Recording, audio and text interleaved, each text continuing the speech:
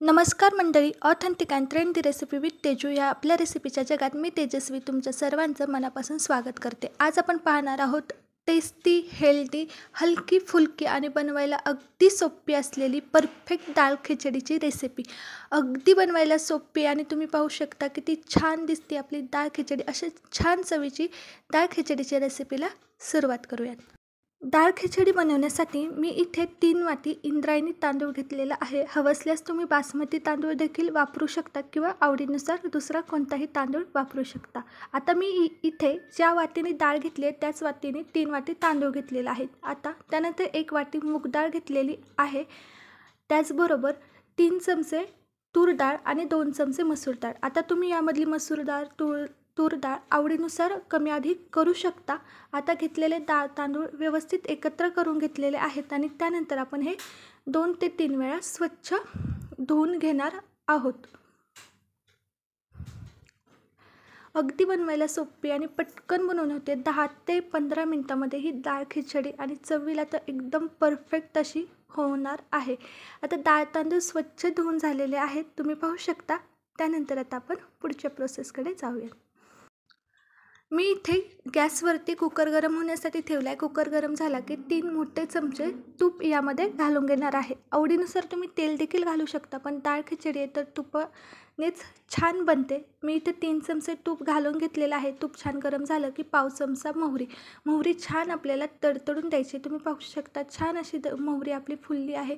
त्यानंतर जिरे घालून घेतलं. जिरे देखील छान फुललं की आता यामध्ये घालून घेत आहे 3 ते 4 कढीपत्त्याची पानं आणि त्याचबरोबर 2 तमालपत्र, दालचिनी, लवंग, काळी मिरी आणि मोठी विलायची हे सर्व खडे मसाले मी यामध्ये घालून घेत आहे. आवडीनुसार तुम्ही खडे मसाले कमी अधिक करू शकता.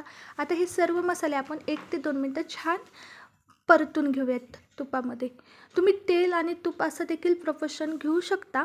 त्याचनंतर अद्रक, लसूण आणि 2 हिरव्या मिरच्या बारीक कट करून घेतल्यात ते घातल्यात आणि हिरव्या मिरच्यांना उभे कट मारून त्याचे 2 तुकडे करून घेतलेले आहेत. आता मिरच्या आणि लसूण देखील छान गोल्डन होईपर्यंत परतून घेतलेत.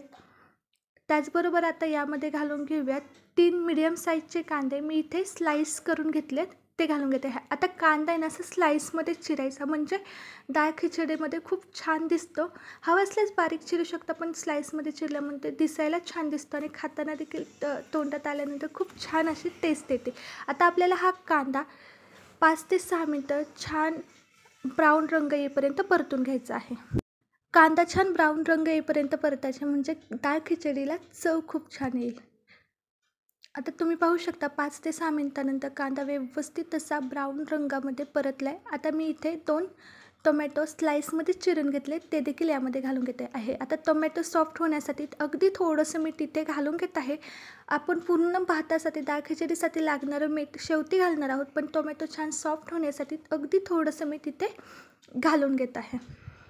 त्याचबरोबर घालणार आहे कोथिंबीर अशी परतताना घातली ना तर कोथिंबीरीचा छान असा फ्लेवर आपल्या भातामध्ये उतरला जातो. त्यामुळे फक्त डेकोरेशनसाठी वापरण्यापेक्षा अशी मसाला परतताना किंवा असं कांदा टोमॅटो परतताना कोथिंबीर घातली की छान टेस्ट उतरते. आता मीठ घालून झालं आहे 5 ते 6 मिनटात. तर पुन्हा हे कांदा टोमॅटो छान एकत्र परतून घेऊयात. 5 ते 6 मिनटं झालेले आहेत आणि तुम्ही पाहू शकता छान असा आपला कांदा टोमॅटोचा मसाला तयार झालेला आहे. हवं असल्यास मी अद्रक लसूण बारीक कट करून घातले, त्याऐवजी तुम्ही डायरेक्ट अद्रक लसूण पेस्ट घातली तरी देखील चालेल. आता पुढचे मसाले घालून घेऊयात. पाव चमचा हळद, अर्धा चमचा मिरची पावडर, अर्धा चमचा धना पावडर आणि अर्धा चमचा गरम मसाला. आता मसाला मिरची पावडर तुम्ही आवडीनुसार कमी अधिक करूच शकता आणि पाव चमचा हिंग घालून घेतले. आता हे सर्व मसाले छान एकत्र परतून घेऊयात. आता तूप असल्यामुळे काय होतं, हे मसाले घातले की ते खाली कुकरला चिटकू शकतात. त्यामुळे अगदी थोडंसं पाणी मी इथे घालून घेत आहे. 3 ते 4 चमचे, म्हणजेच आपले मसाले व्यवस्थित परतले देखील जातील आणि करपले देखील जाणार नाहीत. आता हे सर्व एकत्र छान 1 ते 1.5 मिनटं परतून घेऊयात. कधी कधी कंटाळा आलेला असतो किंवा आत्ता पावसाचे वातावरण चालू आहे, त्यामुळे असं छान चवदार खाऊ वाटलं आणि बनवायचा कंटाळा देखील आला असेल तर हे 1 पॉट मील डाळ खिचडी एकदम परफेक्ट आहे. आणि ही रेसिपी देखील उत्तम आहे. एकदम चवदार अशी डाळ खिचडी बनवून तयार होते अगदी कमी वेळामध्ये.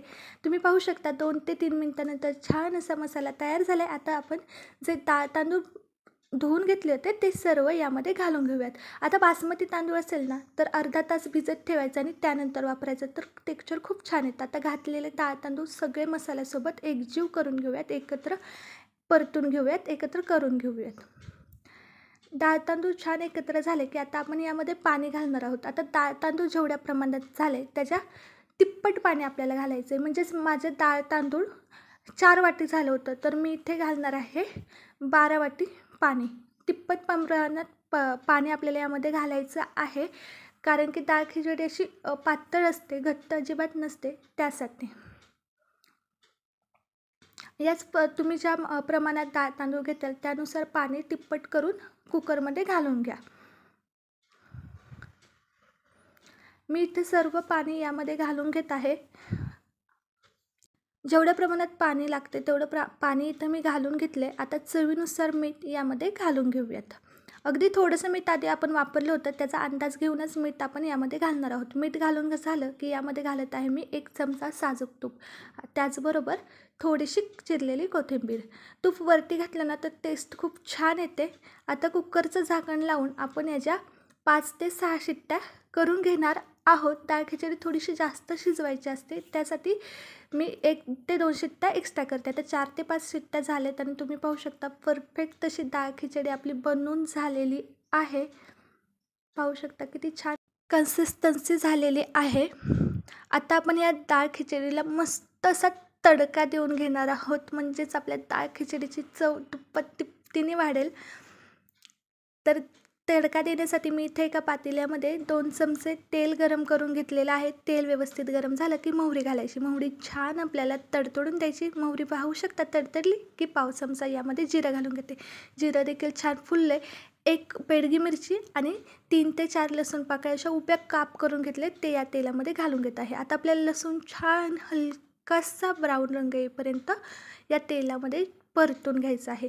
आता तडका तयार झाला आहे. आता हा तडका आपल्या डाळ खिचडीवरती घालून घेऊयात. आणि तुम्ही पाहू शकता कसली भारी आपली डाळ खिचडी दिसत आहे.